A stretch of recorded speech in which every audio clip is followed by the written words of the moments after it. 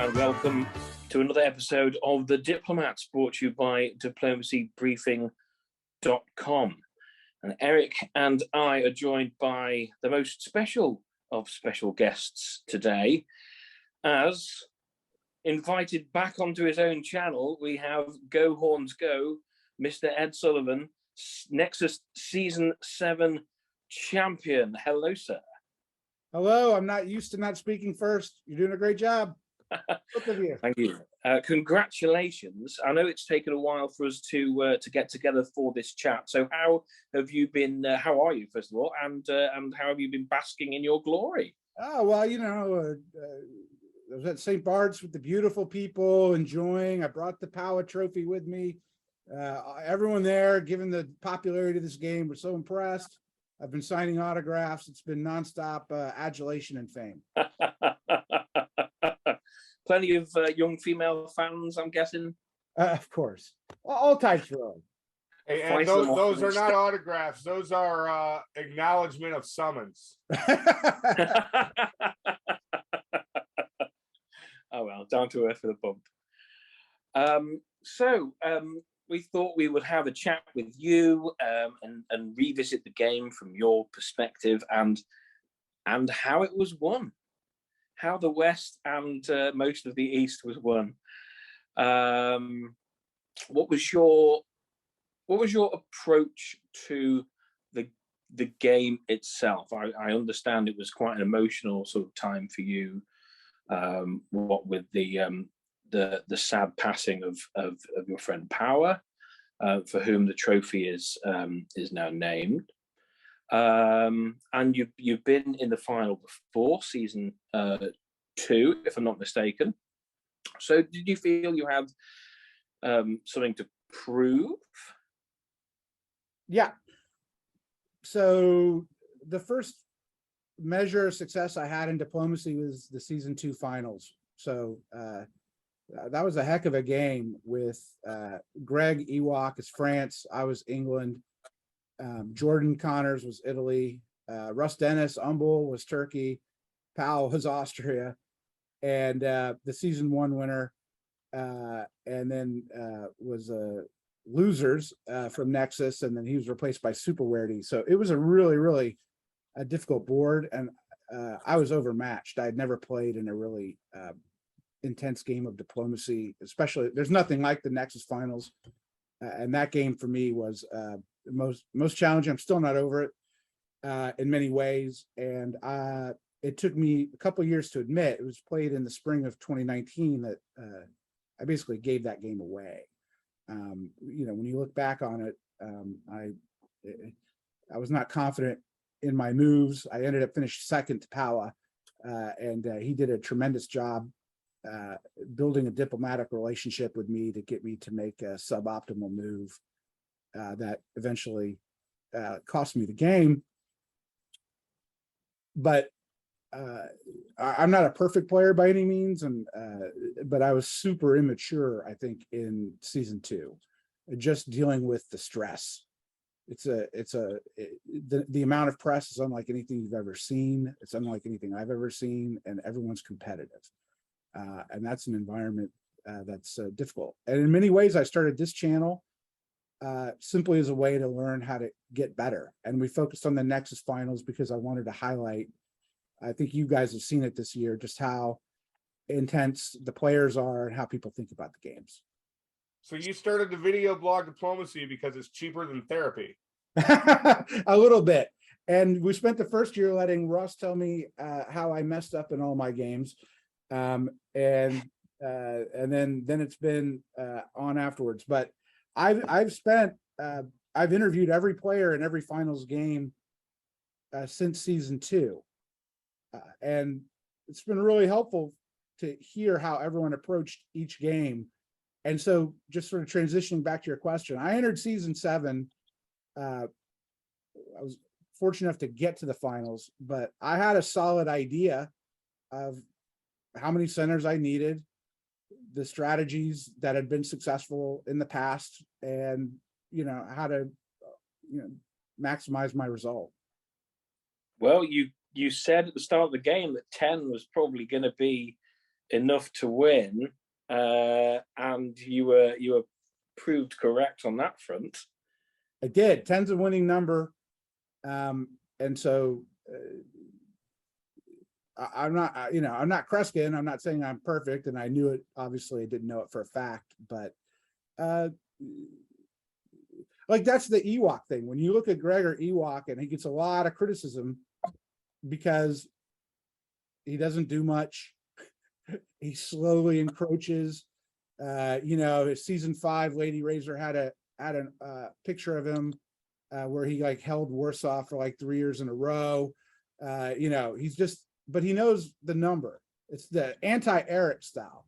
Like Greg knows the number he's going to need at the end, and he's going to do what he can to maximize getting that number.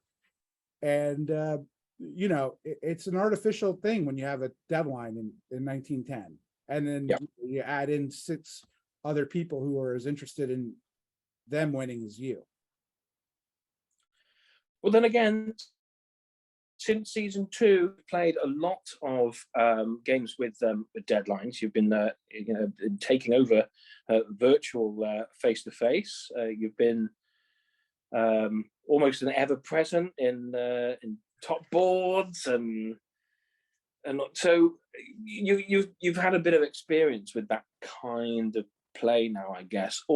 Albeit that they weren't all winner takes all. Virtual is a perfect format for me because I'm good in small doses with people. It's when you have to be with me for extended periods of time that you learn to hate me. Such as my soon-to-be but press is sort of that way, because you can have these little, snippets of your personality come out, throughout days or weeks. I think if face-to-face is the next challenge, when I'm in a room with somebody who smells for a long amount of time, I'm probably not going to do as well there. But I think I'm good in short distance. We'll see how long this chat goes, and see if Eric and I are wanting to boot you out at the end. Very unlikely I'll make it. I'm not going to do John Link interview. Leave a little mystery, guys. So let's talk about the game then. You had the choice of who your neighbors were, essentially. You decided to play as Germany, knowing that Ewok and Jordan were already in France and England, respectively, and I gather from from season 2, you were pretty confident, shall we say, that they weren't going to ally together against you? Yeah, no, I mean, I was so confident about it. I said that in my pregame interview. Yeah. That's the reason I picked Germany. I watched the season. First of all, I played with them both in season 2. They just approached the game so differently. It's not like they dislike each other. I don't want in any way to make it seem like, they're enemies. They're not. They have completely different approaches to the game, and their philosophies are incompatible with the core human beings that they are. Whereas I have no core philosophy other than pro-ed. I will do whatever philosophy is in the pro-ed philosophy.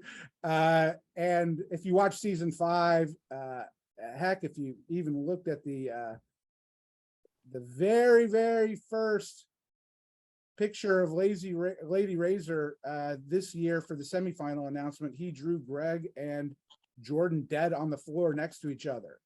They were, I assumed I was going to be in the East, but 2 players moved down, which I think was, I heard their explanations. I would never have done it. I would have taken the West with that combination of Jordan and Greg. So I felt very fortunate. That was sort of. So when the opportunity presented itself, you were like, all right, game on. Correct. And I mean, and the press from both of them was exactly what I anticipated, lobbying me against the other. Now, you would expect that in any press game, but there's a level of, what sort of BS and what's not. And I knew from both of them that I think Greg said I was the belle of the ball, and I think that's correct. I was the belle of the ball. I got to pick, and frankly, I didn't pick right away. Well, that's the joy of Germany. You can keep your options open. You might think you're unlikely to get into Burgundy, for instance, so you can keep your powder dry by going to Ruhr without sort of making England feel suspicious. But tell us about this pro-ed lobbying that you did. You sent a message to everybody telling them why they should give you a victory. How did that go? Yeah, well, obviously. So we couldn't negotiate before the game started, which is understandable. And I was eager to start the game, and since I couldn't negotiate, I started writing out in my hopefully humorous style a bunch of reasons why I thought the other players should just let me get to 6 centers at the end of 1901 and declare a draw.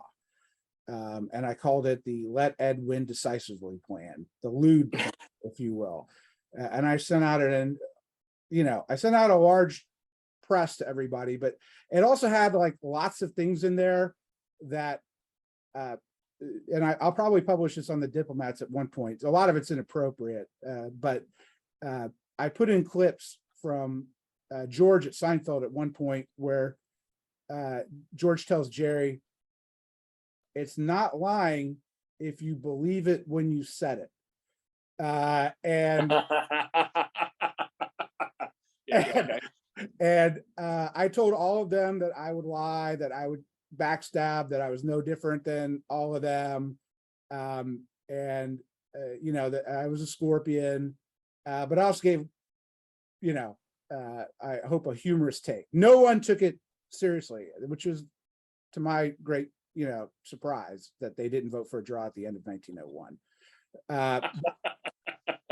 But the larger point, not to go over it, is my press game went in the toilet after seasons 2 all the way to season 7, because I think I was pressing too much to be funny, and I took a real step back on press and trying to be humorous this year, and just tried to stick more to tactics and just humorous observations. But when the finals rolled around, I couldn't resist going into my old ways and coming up with a large and hopefully funny post, because diplomacy is a game about relationships, and if someone can laugh at you, there's nothing better. Okay. Well, let's talk about this. I want to take you back to the Paris method. Some of the people who are watching this video are probably watching to learn. Country selection was done via Paris method, and the whole idea of dropping back in the Paris method selection, when you're picking your powers, you can pick one of two things. You can pick what country you play, or you can pick your neighbors. And the purpose in dropping down is that you don't get your first choice for country to play, but you have more control over your neighbors.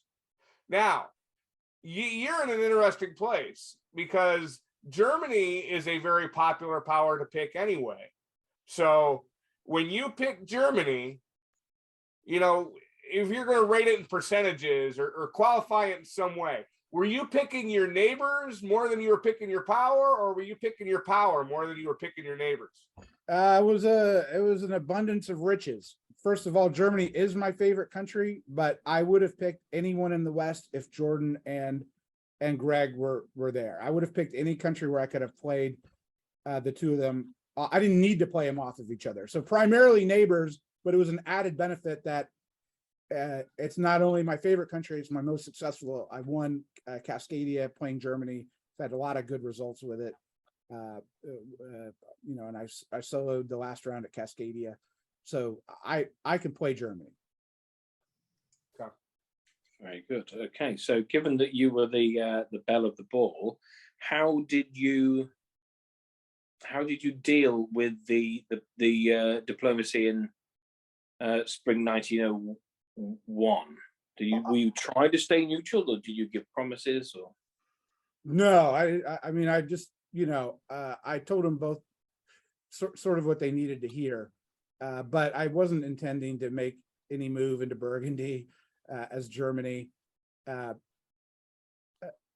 Greg told me right away he was supporting himself into Burgundy. I said, that's fine, no problem. okay, Like, I don't get freaked out by that. First of all, because as Eric, who schooled me really badly in gunboat one time, twice. I didn't think you did it 2 times in a row. You should cover Munich, but I'm prepared for that. Although I didn't. I was more interested in what was going to happen in the channel. I will take issue with Greg saying I sort of primed a little bit the channel move. That's not true. I didn't need to prime that. In fact, what I told both of them was, I'm not interested in whether or not you're moving to do not tell me. I do not want to know. okay. I will see, I will see your moves. So this played out. I happen to know that Jordan was moving the channel. He told me, notwithstanding when I said, don't tell me, I didn't tell Greg. Jordan had really tried to get 3 powers on France, which is not an unreasonable position if you're England. He wanted me to move to Burgundy, and I was able to just tell him I can't, because Greg told me he's supporting himself into Burgundy. So like that would be pointless. That has the added benefit of making a move to the channel even more likely. Yeah, right. Because where the army in Paris is. Yep. So this was, like, I played as untrustworthy and unreliable a game as possible. Eric at one point said, I just decided to light all my capital that I spent 3 years building on fire. And that is 100% true. And when I decided to burn people, I decided to kill them, because when you build relationships with people, as I do, and you stab them, they don't take it well. And they don't take it well at all. Whereas when someone like Eric stabs them, they just accept it, right? They know that's what Eric's going to do. If you keep characterizing me, we're going to have but that's interesting, right? Because what the effect of that was that we had more eliminations in this final than we have in any of the previous 6 Nexus finals, which in turn I think made the end game interesting, because everything was so finely balanced with knock-on effects and stuff. Now I think Eric perhaps thinks I'm over-egging this point from our previous conversations, but it meant that the end game was sort of more diplomatic than tactics in some respect, which I guess is good for you. That's the whole point. You know what? I eliminated all the options that Eric kept talking about, because I'm not as adept tactically as Eric. I'm not as adept tactically as Greg or John or Matt, any of those guys. I am more adept diplomatically than all of those people. So if I can do something to limit tactics and increase diplomacy, that is a better strategy for me. It may not work out for me, but that is just a better road for me to go down. Okay. I have to state, just for the record, I just find that previous statement offensive.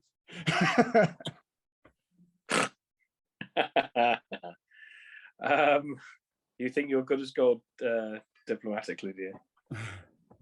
I didn't mean to disparage Ed. My point, although I'm certainly glad that I did. My point is that taking an approach to the game of, this isn't a game of tactics, this is a personality game, and this is essential to the never-ending debate about this game. the current culture of the game very much favors the cultural and the relationship aspect of it. But this game was designed to be a true synthesis of tactics and relationship. And I don't think I've ever seen tactics less important in the hobby.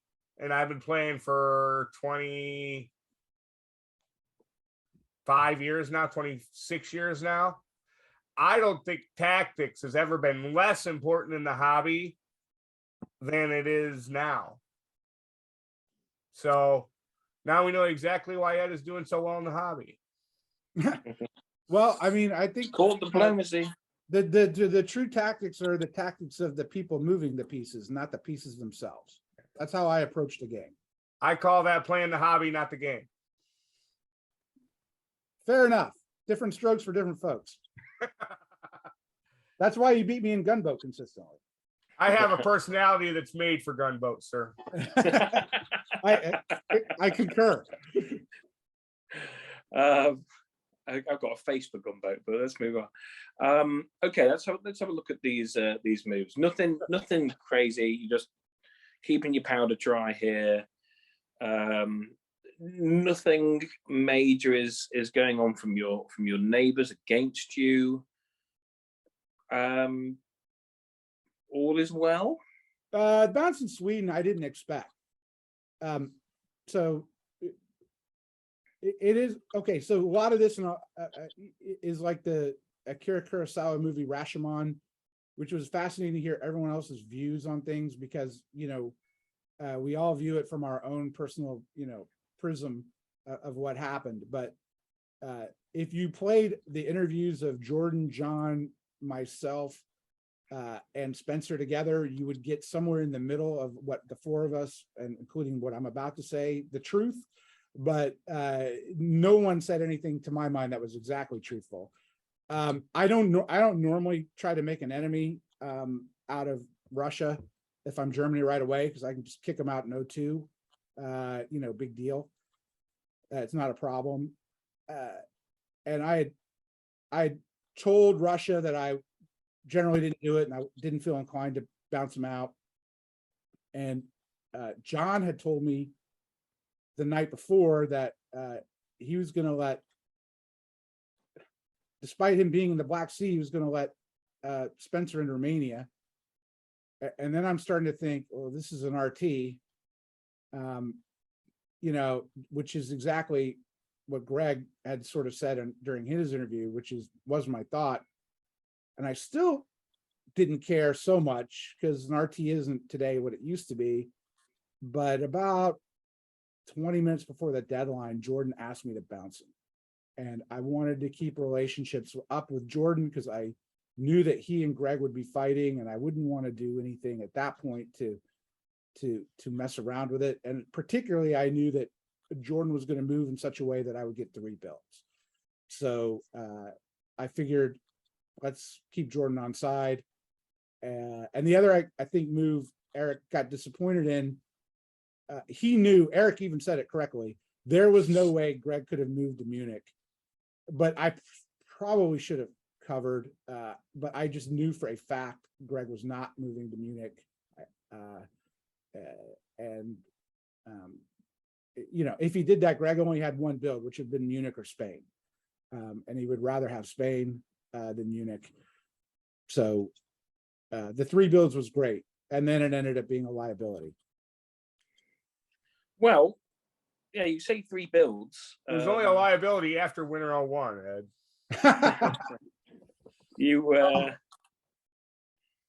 Because you waived one of your builds. So you only had 2. Maybe things would have been different if you'd actually built 3. So after the season 2 finals, Greg posted a psycho analysis of me and said that my crippling flaw as a player is that I would prefer to be essentially loved and feared. And that's, fact check that, true. When that happened, when he wrote that, to see that in black and white was a huge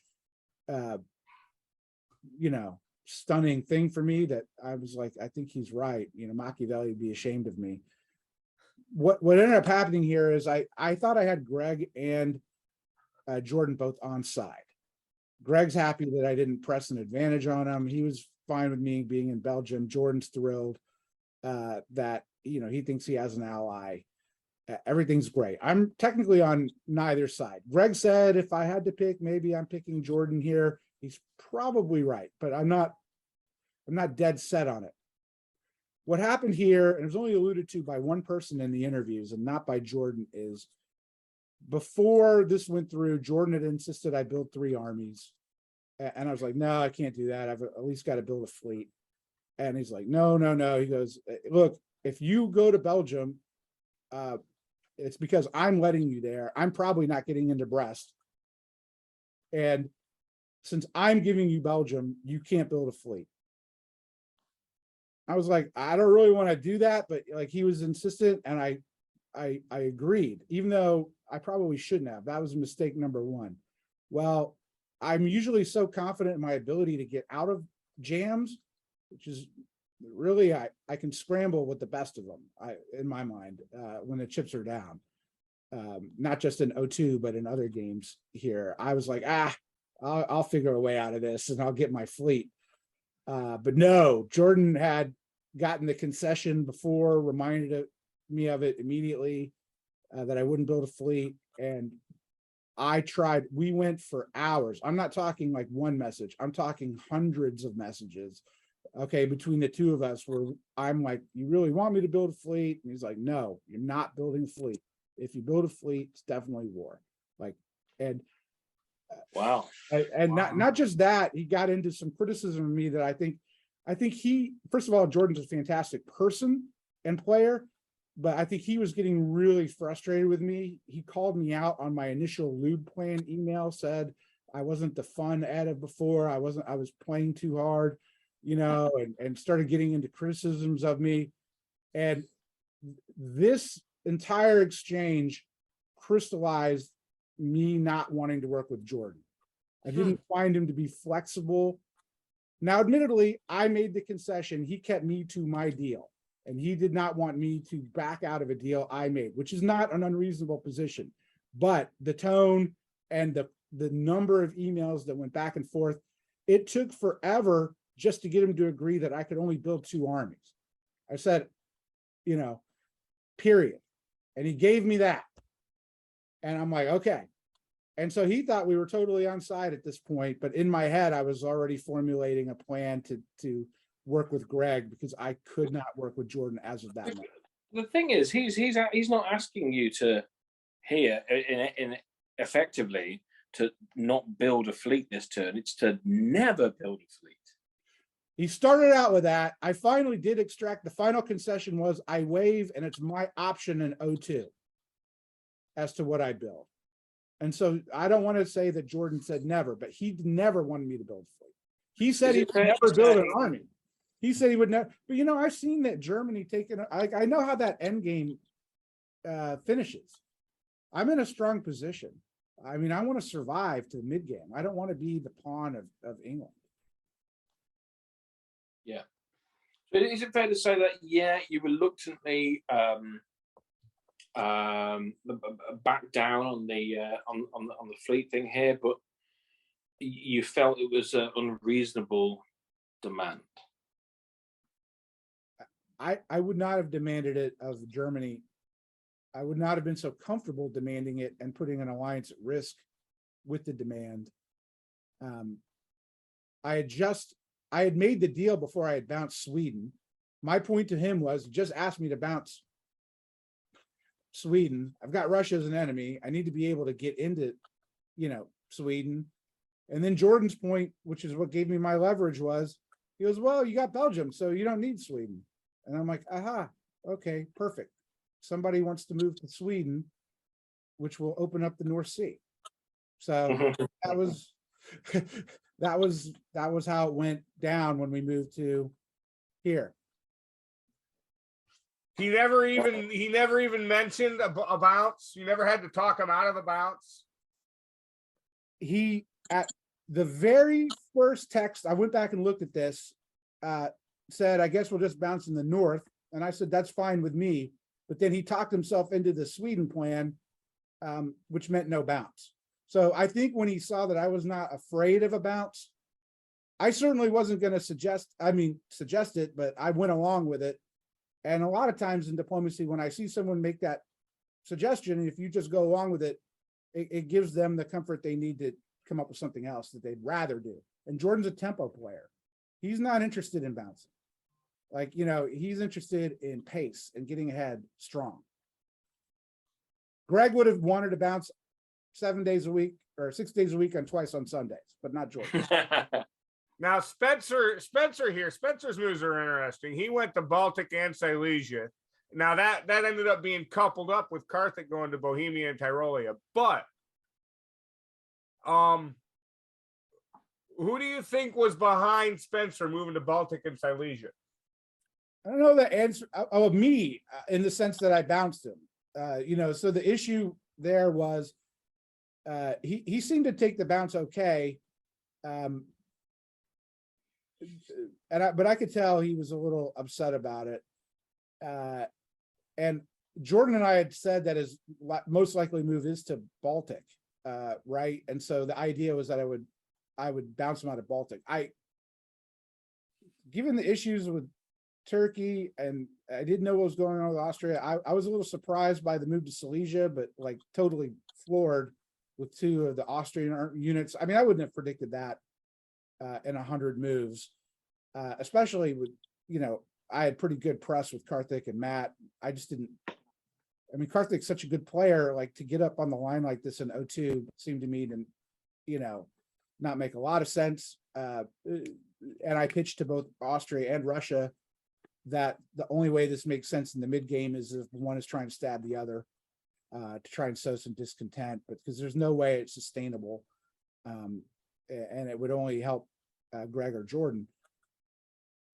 But the way this went down was I told Spencer to move to Sweden and that I would support him there in the fall. And the thing with Spencer is, and Eric might appreciate this, despite the fact that I'm a lawyer, there is no one in this game who had language more precise than Spencer. I'm not saying Spencer in any way was dishonest, but I am saying in many ways, you better look at the semicolons and every dot in the middle, because a lot of his statements can be interpreted in multiple ways. And I learned that on the spring 1902 moves. And it caused. Can you remember an example? Oh, he was, one's not springing to mind, but I mean, I do have examples, and I did talk to him about it. And I know that he and John went round and round about like what they agreed or what they didn't agree. He just is a very, very careful player in his words. Like I said, I don't have one off the top of my head. It's been a month, but it is a true statement. He's an educator, so Yeah. So I'm still surprised it's more than the lawyer, right? So he's an administrator, not an educator. Well, that matters, because that precision in language, yeah, that's part of it. So, okay. So the issue here is, what do I do? And, Greg's happy. I think he's shocked. I'm not sure if Jordan is shocked or not. He's shocked at the North Sea, but he's certainly not, I don't know if he's shocked about the moves in the East. I do spend an enormous amount of my time talking to everybody about the situation. And I offered Russia 2 builds. I offered Austria 2 builds. I offered Russia Berlin. I offered Austria Munich. Not that they couldn't take him anyways, but I'd come up with, viable plans for each to get 2 and the other to get 0. And they were all rejected. And, I started sensing some split there from Karthik.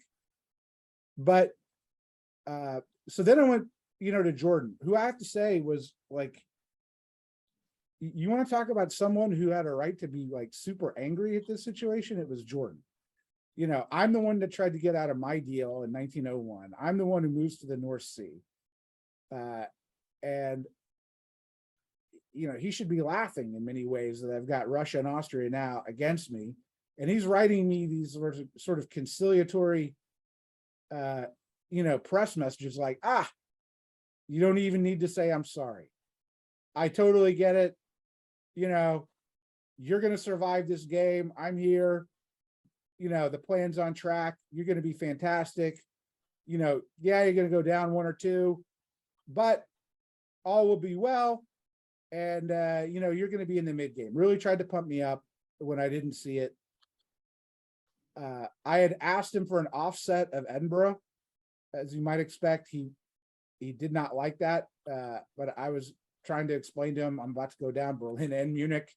It would be helpful. You're not going to be down anything because you're taking Sweden.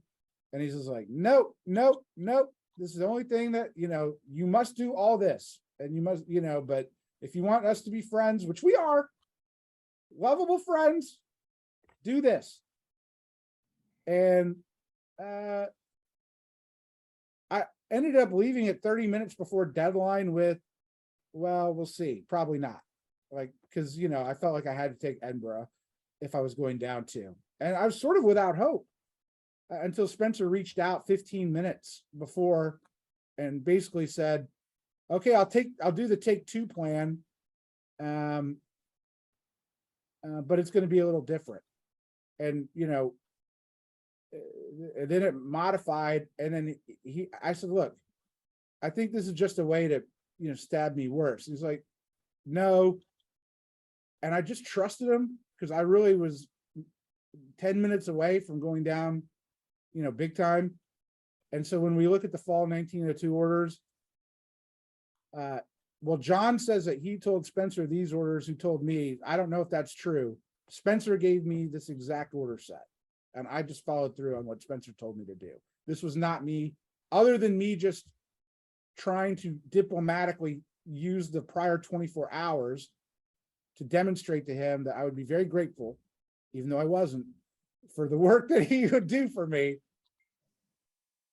I just entered the moveset he gave me 10 minutes before deadline. Now you said that Spencer said, I'm going to do the take 2 plan, but it's going to be different. But I'm only counting 1. Yeah, he changed it. Yeah, originally, yeah. I mean, he meant he was only going to take 1, but yeah, no, he wasn't going to agree. I had offered him Berlin on all this. I think I had figured out a way, but no, he didn't want that because he was like, no, let's build trust. We'll grow slow. I'll build something with RT. I don't want to expand too much. Also, like all those things that he told me put in the back of my head, this is like a really dangerous player. It looks to me like what you might have said is, look, you're going to get Berlin, take it with the fleet, use Silesia to support me to Munich so I get a bounce. Yeah. Is that something it? like that, yeah. I can't remember what it was. I have to be honest with you. I was really surprised that you didn't at least try the convoy to Eddie. Well, I knew I was going to get dislodged because I knew what Jordan's orders were going to be. Now, there could be an argument that, look, okay, so the army doesn't move. That's fine. And the fleet can retreat to Eddie. And then I was just super panicked. I think the real answer is this. I should have done it. I didn't do it because the time was so short and I was more concentrated on entering Spencer's move set than thinking about the optimal moves in the West. So if you're going to come up with a tactical reason to not do it, the reason would be if I'm losing Berlin and Munich and just stranded an army in Edinburgh, I'd look awful foolish. Well, that was actually the reason originally why North moved to Edinburgh, right? But why I kept it in there when I was pretty sure Spencer was keeping his word, I don't know. But you're right. Maybe I would have looked foolish. Okay. You're right. You don't really want an army there. You want an army in England to take out England, but you don't want. That's It's a yeah, poor yeah, an you're army bad netting either is a way. poor way to defend Berlin and Munich. Although I'm not sure holding it is much better. How were you and Greg diplomatically in this year? He told me all these moves. I felt Greg was on my side. I mean, well, Greg's on no one's side but Greg, just like I'm on no one's side but mine. Why do I latch myself to Greg? I mean, I'm not like totally naive. I've called every game Greg's played in the finals. I've seen him win. But I know he's not a pace player. And so I knew that would give me time because he's conservative by nature. I don't know politically, but just by temperament, he's conservative. And I think he did feel a measure of gratitude for me not piling on, early. Now, that's only going to go so far with Greg. And Greg is, I mean, he's the Scorpion. It's in his nature to do as the Scorpion does. He kept talking kind of like just what he said in his interview about being eye on Greg, all the rest of it. But my analysis was I was fine taking the heat, and Greg was fine with me taking the heat because at the end of the day, everyone knows how Greg is. So whether or not I was taking the actual heat on the commentary, people were more worried about Greg than they were me. They just viewed me as being reckless, which is it's partially true, but it's not fully true. So at the moment, how much are you thinking about, or during this turn, how much are you thinking about? I just need to survive or make sure I'm still around, and how much are you still thinking about 5 years down the line? I didn't think at all about surviving.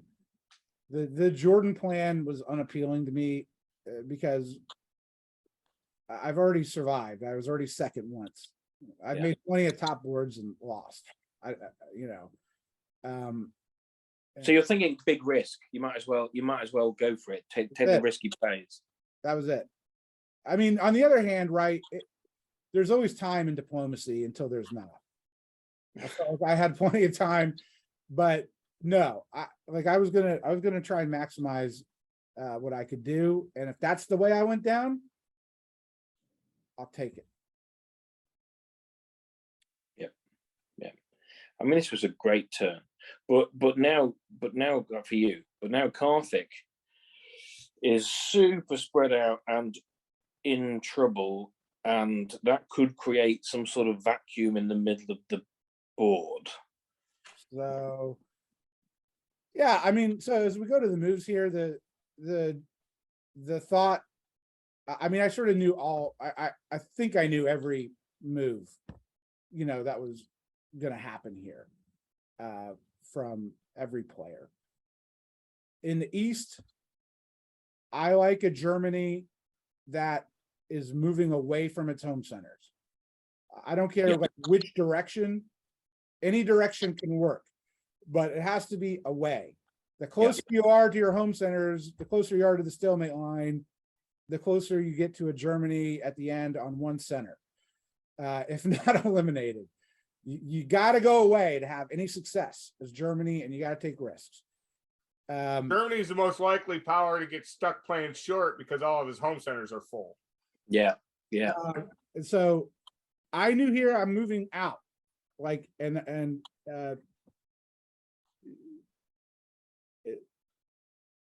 I had told Spencer that I would like Sweden, but he should have Norway. And I needed to do that to fight England. That's how that sort of, went down. And I told him I would help him against Karthik. And so that's how that sort of went. Did Spencer respond to that assertion by asking you how Sweden helps you fight England and then go, hey, the front is that way? I told him I'd take it with the fleet. He didn't expect me to take it in the spring. Oh, okay.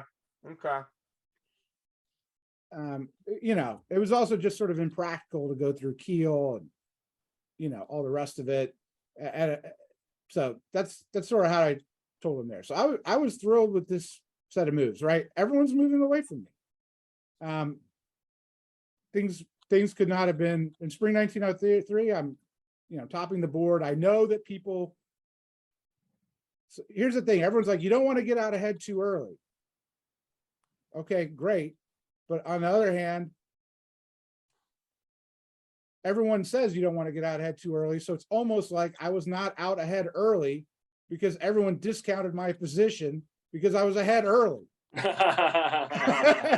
know, it always got to be Greg's a bigger threat. This is just Greg. And I'd be like, of course, he's a bigger threat. You have to let me grow so I can fight Greg.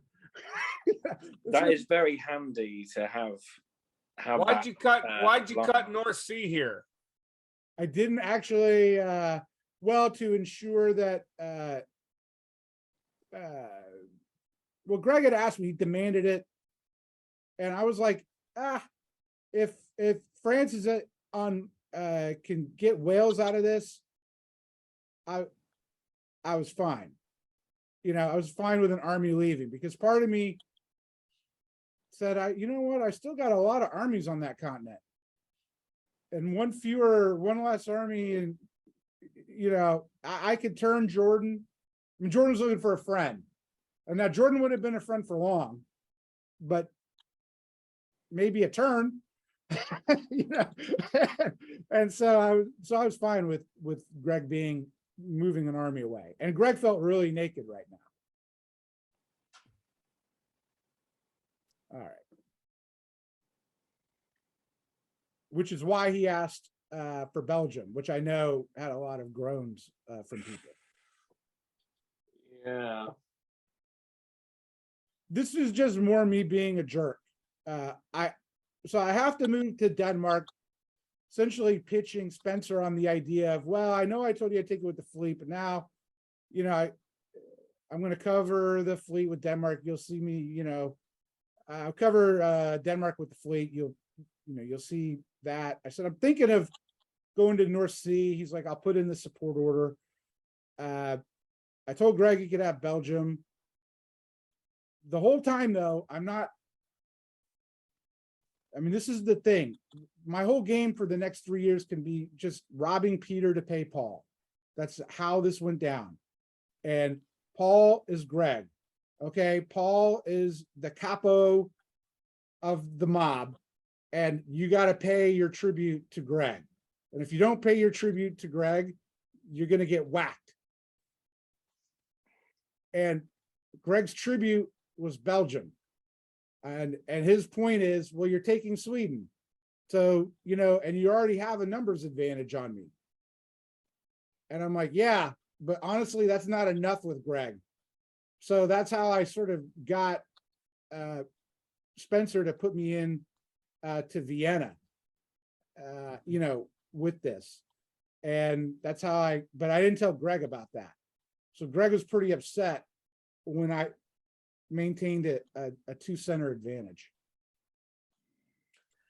If I was Spencer, I wouldn't have necessarily been upset about giving Belgium to Greg, even with the support to Vienna, because the whole point of the support to Vienna was I need builds to hold off Greg, correct? True, but I may have lied to Spencer and told him that in exchange for Vienna, he would have Sweden. Okay. In fact, okay. I did lie to him. Okay. So, all right. Wow. So wait. So he was supporting you to Vienna. What were you supposed to do with Army Sweden? I think move it back to Denmark. I'm trying to remember. I don't really remember at this point. It's been a month. But I know he thought he was keeping Sweden. Oh. Yeah, he shouldn't have fallen for that. But my point was going to be the point where Spencer should have been furious wasn't necessarily giving up Belgium, but that move to Bohemia. Nobody liked that. I didn't tell anybody about that. I didn't tell Greg about that, obviously, because Munich was right there. But if I'm going to go east I'm damn sure going to support that unit. Yeah. Strength in numbers, right? So that was why I went, and I was comfortable that I was getting a build, so I wouldn't look that that rough. Did you consider? I know there is a risk to this, I suppose, but did you consider a self bounce in Denmark here so you could keep the fleet in Baltic? I guarantee you, I considered it, but it's been so long, I don't remember why I rejected that. Probably worried about malicious support since I knew I wasn't cutting north, but I don't know. I don't remember. I have to be honest with you. Fair enough. Fair enough. All right. So I build my army, which Greg didn't want to see. I mean, here's Greg, you can get it, right? Which is, now I'm still up to playing in the East. He's happy though with the idea of me taking the heat. The only enemy Greg has is France. This is where I'm starting to really, really worry about Greg. It's not that I wasn't worried before because he's a very capable player, but every message to me is friendly, we're vibing, pro-alliance. And I know enough about Greg that I'm actually thinking it's mostly and probably true, at least for now. I know it won't be true forever. But then Eric kept saying, which I never heard the expression before the game started going, but this is now 1903, people lie, but the board doesn't. And I'm looking at the pieces, okay? And I'm like, he and Italy are not fighting. He's building in Brest. He has to because there's a fleet in the English Channel. Everything has an excuse and a good reason. But those pieces are a lot closer to me than they are to Greg, or than the Matt. And I'm just like, oh my God, what am I going to do here? You'd never, I mean, that's one of my big sayings. I'd never said that to you before. People lie, but the board doesn't. No, so, maybe you broke the fourth wall there, but so I saw that.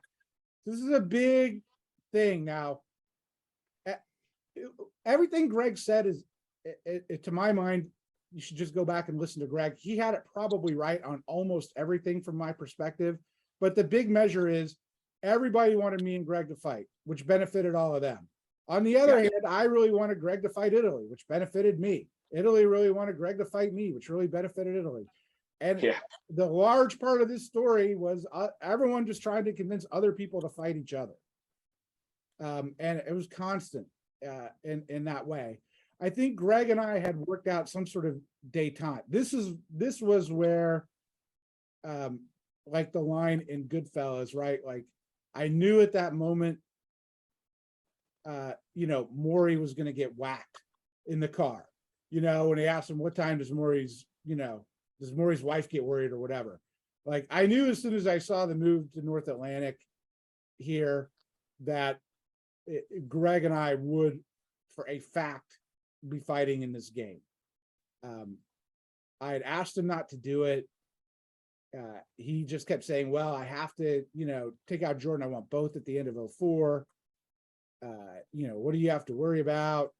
Blah, blah, blah. And I'm like, and couple that with Greg had come up with a plan, the stab Matt Krill plan, which the Matt Krill must die plan, which he had asked me to pitch to John and Karthik, which I did, and which they both bought, and I really actually believe they bought it, that would allow essentially Matt to be crippled, not to get onto Albania. This whole thing was there. I would focus on Russia, prop up Karthik a bit, and it was perfect time on the kill Matt Krill plan for Mid-Atlantic to go down with the fleet, and he didn't do it. And the plan didn't work because John 100% lied to me and Karthik, and I was pretty upset after all this goes. So now I'm like, I'm definitely gonna have to fight Greg. John is definitely not trustworthy in any way, shape, or form. Man, how the game does change. I've angered Spencer immeasurably. And Matt knows that I was attempting to be, although admittedly a puppet for Greg, still in his mind, the architect of his destruction. So it's not a good turn for me. Well, you convinced Karthik at least. Yeah, well, and you, there's this plan to, you get in position over Russia. So there's that. true, but look at it, at the time, I wasn't sure. I'm losing Vienna. I can maybe take Norway. I can take it definitely with North Sea. We don't really want to take it with North Sea. Because I'm worried about Greg, and I'm super worried, leaving the North Sea when I'm now seeing Greg, in the Channel, in North Atlantic, in Irish. And I'm like, oh my God. And Jordan's mad at me, right? So he could cut me. If I was Jordan, I would have cut you for sure. And I was like, okay. So, well, the way I get around that is just by telling literally everybody that I'm going to Norway from the North Sea. And whether it happened or not, and I have no guarantee. I've lost Vienna. I have no guarantee on Warsaw. And I wouldn't even have tried for Warsaw. Well, as it turns out, I could have walked in. Because if you look, oh, well, I couldn't. I misremembered it wrong. I got Karthik on Budapest. Now, Matt was going to support, I think he was going to support Spencer here. And I lobbied Matt to, now's the time to turn on John. Even though John just literally saved him with the kill Matt Crow plan, I went mea culpa on him and was like, the best time to stab someone is when they totally trust you. And right now, John totally trusts you. This is the time to go. So Matt gets the move here. Karthik puts me into Vienna. I make a calculated guess on Norway, but the real thing here is getting into Belgium, because what I kept pointing out to Greg was, Greg's like, okay, even though I had said I was moving from North Sea, he was like, I don't know if I want you to do that. He goes, this way you'll get one or the other. You'll get either London or Norway if he cuts you. He goes, I'll put the order in. And I'm like, okay. And I ended up getting both because Jordan didn't cut. Plus, no one saw me getting Budapest. So it's another rob Peter to pay Paul moment, because I know that this was supposed to be Greg's coronation. He was supposed to go up too. And it didn't happen. So you're feeling a bit more secure now after this turn. So yeah, well, not really, in the sense that, I mean, he's got 3 fleets in better position. And due to the, yeah, I mean, you've got one, but it's in Berlin now. We'll go back a season.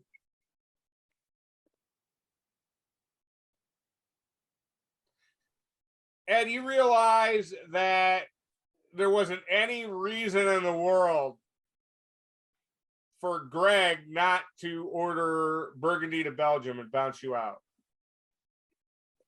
Well, the way I had pitched it to him was, I have no guarantee on Norway because you want me to use North Sea to do it. I mean, North Sea to support, and it might get cut. I just lost Vienna. Warsaw's not guaranteed. This doesn't seem like much of an alliance. And I said, I'm going to ask for that loan of Belgium I gave you back. Yeah. It all seemed reasonable to Greg.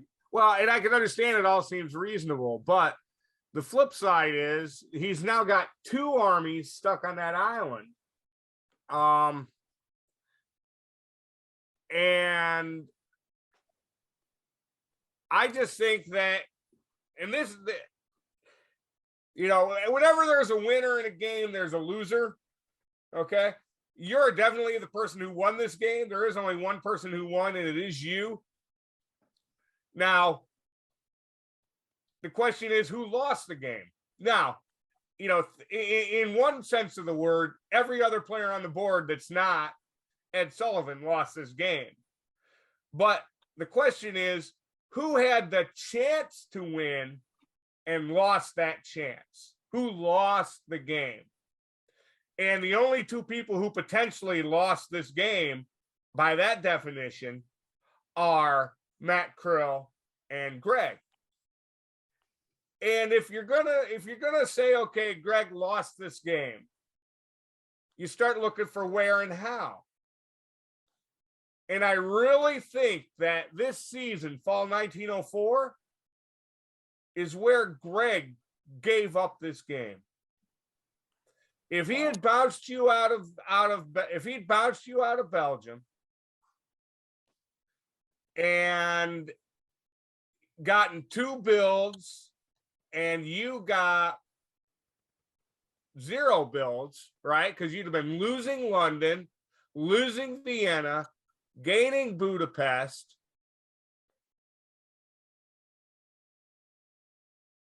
gaining Norway. So you'd have been even. I think that Greg's position over you would have been insurmountable. It's true, that's possible, but then, you know, does Matt jump on him? Matt's not really in position right now. That's all possible. I mean, it's hard to say. I mean, you It know, may be worth noting. If that had happened, I think you would have seen Matt Krill send his 2 builds west. yeah, I think Greg's play here is not, I mean, you put yourself into his mindset, which is he has the same sort of idea about the number of centers it takes to win. Greg also plays the other game, Eric, of it's not just who has the most centers, but at the last season is, you know, who do the other players want to win? You know, and you know, he's thinking about that also. I never win that conversation, just so we're clear. So and I'm not 100% convinced. Yeah, there are winners and there are people who didn't win, and there are losers, but it's not always a zero-sum game. And one of the things I try to point out to people, at least my allies in diplomacy, is we can have a race.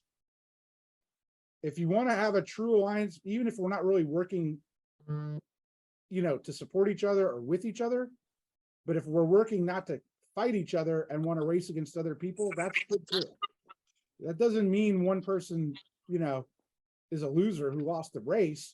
It just means somebody else was able to get more centers. But anyways, I know that that's like communist talk to Eric, but that's my sort of view of it.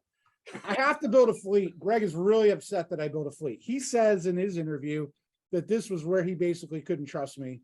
And I'm like, you know, I was just like, okay, well, you got to look at it from everyone's perspective. He has 3 fleets in my sector, or at least in the sector that you would call, you know, jointly held by France and Germany. I have 2. If I build one fleet, it's out of position, but this just enraged him.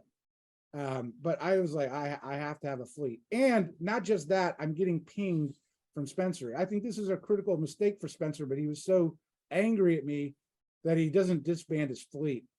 And instead he retreats it to St. Petersburg. Now I understand that you don't want to always retreat a Northern fleet. Disband a Northern fleet, but he had said, and he wrote me and Greg saying that that fleet was Greg's and that he was now in the war against me. And Wow. The only way I can fight that is with a fleet, you know, so I have to build a fleet, but Greg's really, really upset. And I'm like, great, this is Jordan all over again. You know, like this is back to 1901, but I build my fleet, but then to try and pay tribute to the capo, we go to spring 1905, you know, where I'm trying to work out a series of moves that will please Greg and appease him. I don't even use the fleet except for this, you know, supporting the Prussia business. I hate Belgium to tell him, oh, I didn't know I was taking, you know, all of this, all a lie. I totally knew I was taking Vienna. I totally knew everything, but you know, in the prior season, but to try and convince Greg, you know, please don't beat me. You know, here's what I'm going to do. And where this sort of angered me. Here, I thought I was the robbing Peter part was Budapest to Romania supportive. I knew I couldn't hold anything in the East, which was Eric's point on every show. But I was just like, look, I got this Leviathan coming in the form of France. And I mean, it's the loan shark who's going to bust your legs the second you're late on a payment on the VIG. And I got to come up with the money to make it another week. And the way I make it this week is to take Romania, like, and this is entirely what's happening. Okay. Because I see what's happening with France also, but I'm worried that, I can't have my legs broken, like, so this is where it's going. It's all, that's the entire strategy. Okay. And it's not much of one, but that is what's happening. And I don't know if John leaked this or not. He kept saying I told all the orders to Matt every time. So you won this. So you won this game by running away from Greg. Basically, trying to get enough from other people to build a wall of deterrence against Greg. Okay, that's basically what happened. Here I'm running from Belgium. I'm setting it up so I can take Warsaw. But this sort of gives me a lot of leverage now. Well, and it's, I got to tip my hat to you. It's all true. You beat Greg without a single English dot. Yeah. That's amazing. But that's where it sort of happened. Because there's no way Greg, who's still writing me every time, saying how it's Island Greg and he's chill and he's more than happy for me to get dots and seed it to him. I'm already here. Take Belgium. Well, he's got the easily holdable dots. My worry here for you to extend the loan shark analogy or whatever. It looks like you're setting up some sort of direct debit because he's got Edinburgh in the bank, he's got Belgium in the bank. North Sea is sort of lonely now, and then that would put Holland at risk. And then what? And it looks like you're going after the hard stuff, and he's just collecting the easy money. Right? Yeah. No. Correct. Yeah. No. Like it's robbing Peter to pay Paul. This is my entire game. And here I have to move the Barents. I have to move the film. I have to get that dot. I know I'm losing Edinburgh. I know I'm losing Belgium. Right? I know I'm losing Budapest. Except it didn't happen. No. So you managed to get back on side with John here. Well, here was everybody saw Greg's moves here. And the only dot that looks like I'm going to be able to take is St. Petersburg. And Warsaw, maybe. No, Warsaw's guaranteed. It is guaranteed, but I'm trying to remember. But yeah, all right, fine. But I'm losing Edinburgh, I'm losing Belgium. But the cost of guaranteeing Warsaw is you have no guarantee at Budapest at all. So right. And so here I'm basically now with Matt. And Matt the whole time was like, you've got to fight Greg.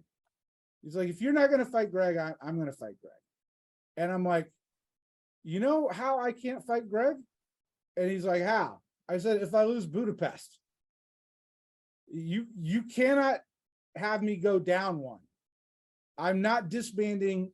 If you will be the cause of your own downfall, I will disband against Greg. Power play. And try to build an ally. But if you work with me and you get me Vienna, I'm going to do what you want in the winter. Except I didn't. But that's exactly what I told him at this moment in time, because the loan shark breaking my legs now with 2 builds is right there. Okay, he's at my doorstep, and I can hear the bat against the door. You are bigger than him, though. Remember? Yeah. Well, as Greg kept saying, look how many armies Germany's got over the stalemate line. And I'm like, yeah, who else sees that? Everybody, especially the guy with all the armies immediately adjacent to my west. So Matt's like totally distraught at my build. I told him I'd build a fleet. I don't build a fleet. Just roll it back 1 second, Ed. Sorry, I just want to ask you about Wales to London. What did you have a discussion about what that unit should do?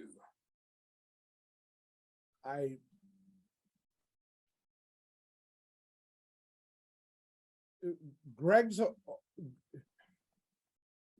is a perfect trust but verify player. So Greg's just like, I'm doing all this, but it's not hard for English Channel to go to Mid-Atlantic, London to go to English Channel. He goes, but I have to put 2 on Edinburgh in case you stab me and don't give me Edinburgh like you're saying, which means I have to cover London. Okay. I mean, at that point, I thought about taking Burgundy. I thought about all this, but I was like, no, I'm just gonna go, play it forward. And I think at this point, this is where everything started feeling a little bit better for me. Not great. Like it's not that I'm oblivious to all this, but I've cleared out the northwest or northeast, right? It's clear. Yeah. Moscow is going to be yours. Yeah, that's fine. Greg and I make a deal that he has to build Fleet Marseille in exchange for an army.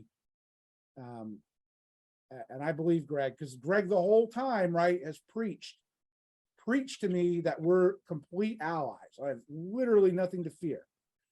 And I'm like, okay, it's really hard in online press to effectuate a winter stab. I had enough to, try and get back and hold off. And he has to worry about throwing the balance of the game to Matt. So, okay, so I got that out of me, but this is where it really works out because Matt is furious at Greg for building this fleet. It's like totally upset. And Greg would be like, look, I had to do it, whatever. But Matt did not buy any of that. Greg should have done what you did and waived a build. He's not really a build waiver. I mean, a lot of the top players aren't. I mean, I'll do it to build trust to get trust, but or when Jordan makes me. But so here, look, at this point, there's no question. I'm, probably at or just over what you need to win. Everyone sees it. But my pitch to everybody is like, look, what do I have? I'm losing Vienna and Budapest. I had told Matt before, just take them. If you put me into Vienna at end of 05, I'll have play on Moscow. I can pay the loan shark a different way. I'll just go to a different loan shark to borrow money to pay off this one. And I'll pay my debt to you. So my pitch here is that, well, Greg's a threat on me, but Matt's the real threat in terms of just capacity right now to expand. And that kind of got bought as we move on to the next, sort of season. And that's where I get John on side a bit. And I think Eric had remarked on this on the broadcast about Turkey was like sort of the last remaining option for me. But it was sort of Greg, myself, and John now against Matt. It was sort of a 3-on-1 situation.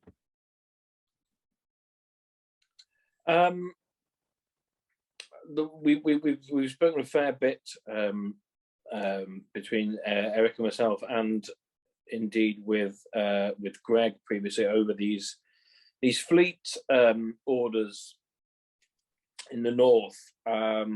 We'll talk us through that from your perspective, if you may. Okay.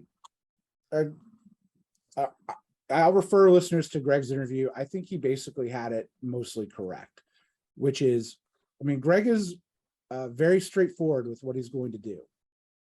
When Greg stabs, it's obviously unexpected, and he didn't do what you expect him to do. But most of the time, Greg just tells you what you're going to do, even if he doesn't like it. And his pitch is like, it's not against you, but you can see why I have to be defensive. And he said he was taking the North Sea, and I couldn't stop it. So I casually accepted it, sort of with the idea that maybe, he would change his mind later. And about an hour, 30 minutes before adjudication, I'm sort of begging him not to do it. And he's just like, it's too late. Like, I don't have time to rethink this moveset. He was always going to take the North Sea. I always knew he was going to take the North Sea. I knew that the moment I moved to Barents. I mean, these are all things that were utterly predictable. You could, though. You can't stop him from taking North, but you can take Norwegian if you use Norway to support Barents to Norwegian. Sure, but at that point, like, then there's so you have to think diplomatically. If I do that, then they gotta fight. Then there is no doubt there is war. You can continue to play music and walk around the chairs and hope it stops just a little bit later. Now, a lot of times, like, hope's the most dangerous drug in diplomacy. That's bad. But here I was like, yeah, I'd rather be in Norwegian, but I'll keep him honest with North Sea and make him support himself in, get my fleet to Denmark, bounce him out of Norwegian, and then try and engage in a series of, delaying actions or range bounces, and hope that Matt and Greg start fighting such that he needs to bring forces down. I still wanted him to see Matt as the bigger threat on the board. And here is Matt taking Romania. Here is Matt taking Vienna.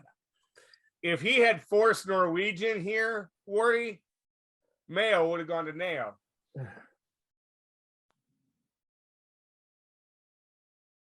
Yeah. Yeah. Well, it depends. It depends what else Italy does. No, it doesn't. No, if he forces Norwegian, he's got to go to Nao because well, you were taking North and I didn't want you to. Why should I be the subservient one? But the point is Mayo would have had to go to Nao because if Ed gets a unit behind his lines, he's dead. The bigger thing here is all that happened. I knew that was going to happen, but there was nothing I could do about it. If we're going to fight, we're going to fight. All I can do is just think about getting the next build from Peter for the Capo Paul. And John is like, you would think John would be happy that he got an army into Sevastopol, fleet into Black Sea, position, Matt's moving away from him. This would at some level be an accomplishment for John, given what he's gone through. He's super mad at me that I don't take Moscow. Like, and he's pinging me left and right about it. Well, I was like, what do you care? Like, I didn't want to retreat to Livonia and have to worry about, something else, after that. I could take Moscow in the fall. So maybe he had some little plan that he leaked to Matt about how this was all going to go down, or how Spencer was going to get me at the end, but he was super upset.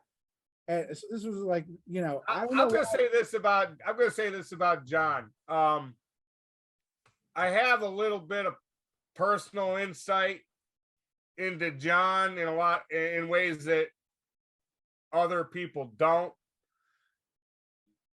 John is the nicest, kindest player of everybody who's on this board.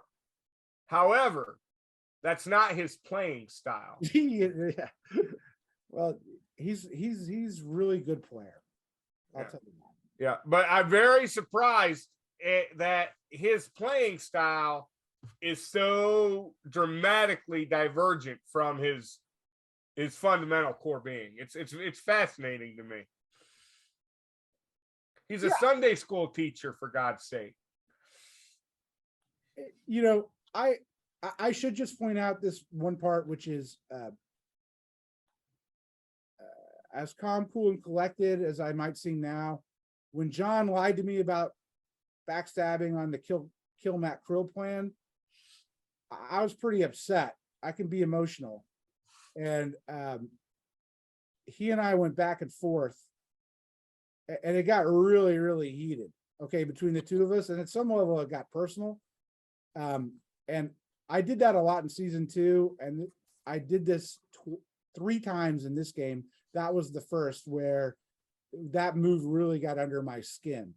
And John was successful at doing that. I'm not saying it was a bad play for John. I'm just saying it was so effective in what he did that it bothered me immensely. And we went back and forth about it. And we started to, in part 1 of the fight between me and John, it was essentially an airing of grievances we've had for the last 3 years as diplomacy players in the games we've played against each other, and how we both thought the other had been unfair to each. This ended up being a cathartic process that was worked out through the various stages of grief by the end of the game. But at this point in the heat of the battle, we were still very much at a personal level arguing. And as far as everyone else knew on the board, I just hated John, and I was ready to, blow him up at any point. And, but yeah, he's a difficult guy. So here, fall 1906, I do take Moscow. It's really sort of upsetting to me because this is where I lost it with John part 2. I really lost it. Romania. Because there was a deal for him to get into Sev, right? I don't want an army in Sevastopol for a billion reasons, but I know I'm losing Vienna and Budapest this year. So on the plan to have to pay the loan shark, I got to come up with another place to pay my Greg tribute. And that place was going to be Romania. Romania was, meant to be the place on the Greg tribute. Not that I felt like I could hold Romania, not that I felt like it was practical to be in Romania, but just because the Greg tribute demanded it. Why? What century are you going to cede to Greg here? There's not an obvious. He wanted Holland. He had already teed it up. That he wanted Holland because he's like, you're going to get Moscow. In some ways, it's a circular, self-fulfilling prophecy.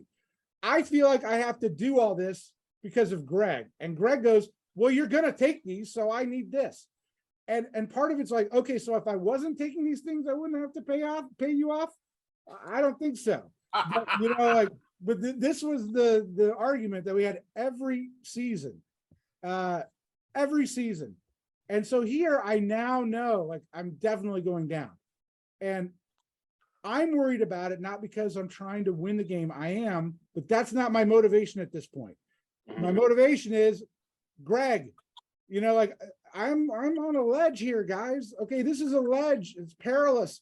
And I don't have enough units to stop. Is that my fault? Yes. But is it but that's, but it's everyone's problem. It's my fault, but it's your problem. Yes, that's we should probably title this episode that. So anyway, so I gotta go. So John tells me right away he's not taking Romania. He's not going to let me into Romania. Matt's telling me he's taking Budapest. I try to argue against both of them incessantly. I don't blame Matt at all. I'm really, really upset at John here. And I'm like, John, just admit you lied. Okay, I'm beyond that you're not going to give me Romania. I'm beyond it. I know you're not. You're telling me you're not. But just write it out.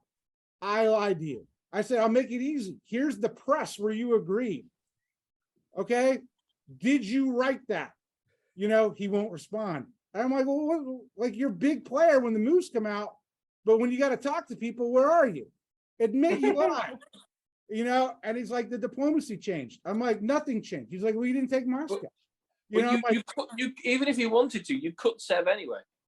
Yeah. You'd have cut the support for it. Yeah. And well, true. But, I'm like, look, but I couldn't cut all of it. He could guarantee me into it. He needs to support Sev, right, with Black. Not really. Why? If he, like, I was telling him Ukraine would go and would get out of his hair. I would have moved any unit, Budapest, Galicia, Ukraine. He could have picked. He knew I was losing, right? Like, I only did that at the end is like, I knew all of this was going to fail, right? Like, I knew this was going to happen, but like, what else am I going to do with my units? and I thought about Spencer, right? But I couldn't get Spencer. I thought of everything, nothing like this is what I could come up with. And So why anyways- did you do Roar to Hound instead of Keel to Hound? It's what the capo demanded, Eric. Were you expecting it to be bad? But he didn't try for Holland here. So did you tell him no? Or did he give you an extra week? He knew what was happening, that I wasn't getting remaining. He knew all that. So, but I couldn't take the risk. Eric's totally right. I could have done it the other way, but this was the arrangement we worked out. And so anyways, at this point, I'm just enraged at John. John kept saying, just like he was telling Matt, apparently, I'm really working for you, even though nothing I've done for you yet in this game has proven that. You're the one I want to win. This is after we're getting into extraordinarily personal arguments with each other, like deeply personal. And most of it is from me to him. Okay. So I'm burning with kerosene. I'm going Grinnell on John. Okay. I'm going full Grinnell. And, and when you go full Grinnell, you don't expect the guy to work with you again. You know what you're doing. You only do that when you know there's no chance. But that's how I felt at the time about John. That's how much I didn't like him. So I got no builds. We're tied with Matt. Winner of those. You got no pulls. I want to make a comment here. That's only because that is only because of Budapest was destroyed. It is a clear indication of how indefensible your treatment of all the other players on this board was, that in your after action report, your only possible option is the boogeyman Eric Grinnell. All right. So anyway, it's probably good to stop it here, Eric, because I know you have to go and